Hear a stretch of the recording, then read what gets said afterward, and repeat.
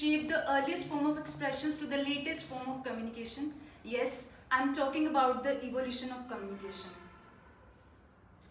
So, our respected Professor Iqbal sir and all my dear friends, a very good morning to all of you. My name is Simran Thakur. Today I am standing before you to present how the evolution of communication has been actually evolved.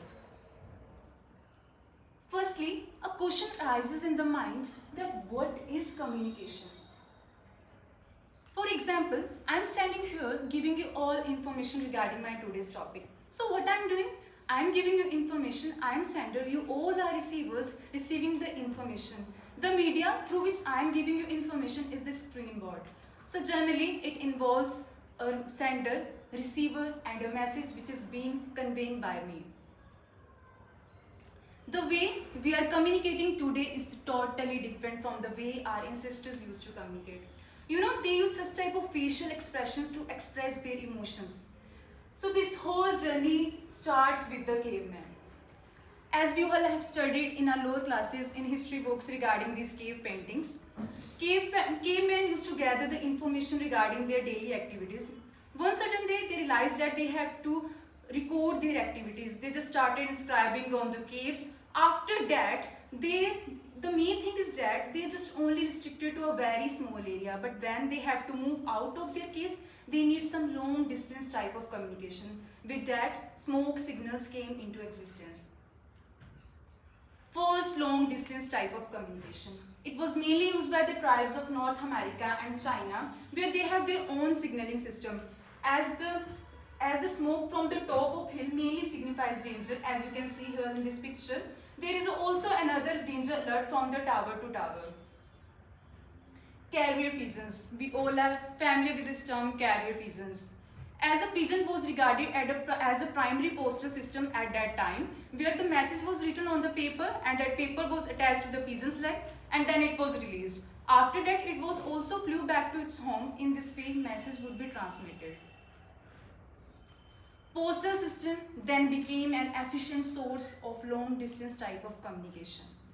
It was mainly used in ancient times in Greece and Rome around 2000 BC, where the message was conveyed through the letters, and then after that post stamps are also came into existence. Newspaper, the beginning of new era in communication. First newspaper was emerged in 17th century, but before the emergence of first newspaper, main thing is that what would have happened in the field of this printing? Yes, I'm talking about the invention of printing press that was done by the German Johannes Gutenberg, which invented the movable type of printing press, which started the printing revolution. Nowadays, the printing has also become a part of a great knowledge and information regarding this. Radio. Radio means beam of light. In the early 19th century, transmission was done generally on the basis of voice and you can say music, but that was not big success. But during the Second World, it was for the development of military communication, then it becomes a great revolution in this field, radio.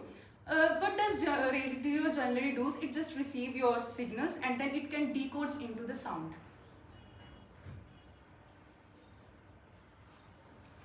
Telegraph. Telegraph used electrical signals that used to convert coded messages into over the wires. In this way, message would be transmitted. But the telegraphy is not used as much, as we can say that Morse code is one of that example which is still using throughout the globally. Telephone. Telegraph is immediately replaced with the telephone. As telephone helps us to communicate with the many people, it generally converts human audio signals into the electrical signals. I still remember when I was in 5th standard, waiting for a call from my friends to listen that ringtone, which seems quite exciting for me. But now we have such type of smartphones that have not listened such type of ringtones that we have at that times. So we can't even find that ringtones in this digital type of era also.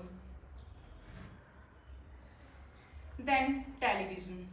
Television is the indirect source of communication to the mass audience. My parents used to tell me that they are having white and black displays at their times, but soon that is replaced with the color TVs and color displays. Here is the timeline of television. You can see from 1930 to 2010.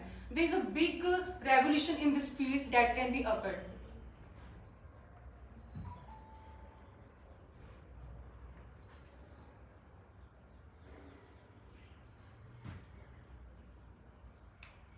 Internet, big bang of communication the internet is.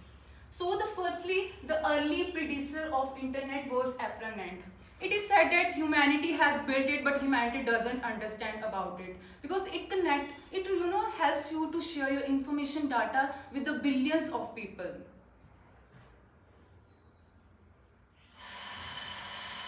Email stands for electronic mail. It is just a very simple way to receive or send your messages to anywhere, anyone around the world within just a few seconds. What you have to do, you just write a message, add recipient's address, and then click onto the send button. Your message will be delivered to that person immediately within the few seconds.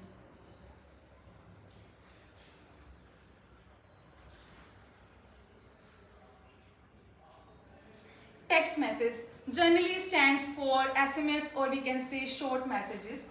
First official SMS message was sent by Neil Papworth. He used such a type of computer to send Merry Christmas through Vodafone network. But now in the modern type of text message, we can send even audio, visual, clips, images, files to anyone with multiple people at the same time. Social media, the latest form of talking technology, we are saying social media. Social media, mainly we are carrying such type of device that connects us with the billions of people. Many social networking platforms such as Instagram, Twitter, Facebook, WhatsApp, which helps us to connect with the billions of people. AI, artificial intelligence, the advanced technology we are using today. Few days ago, I just came through the speech of our Prime Minister Narendra Modi. He was addressing the people about this artificial intelligence. He was saying that the world's new oil is going to be data. So don't make yourself so much enrolled in such type of activities that you can completely lose your privacy also. AI in Ghibli app. Now the Ghibli app is the trend sensation that has taken over the social media completely by a storm.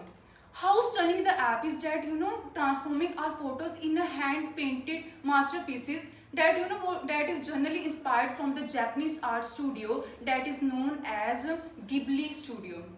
So, but make sure that while using this app, that whether your data is hacked or not, whether your privacy is maintained or not. So don't let AI to control over you. Make it control and make it work for you.